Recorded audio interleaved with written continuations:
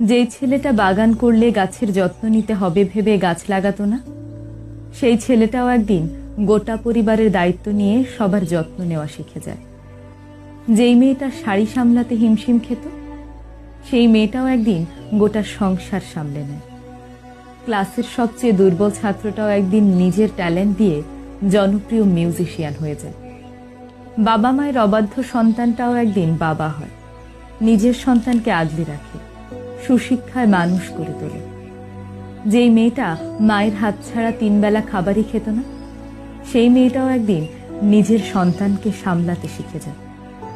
ডিপ্রেশনে ভুগতে থাকা মানুষটাও একদিন অনেকের অনুপ্রেরণার কারণ হয়। দিন যায়, জীবন বদলায়, বদলায় জীবনের ডেফিনিশন। এটাই জীবন।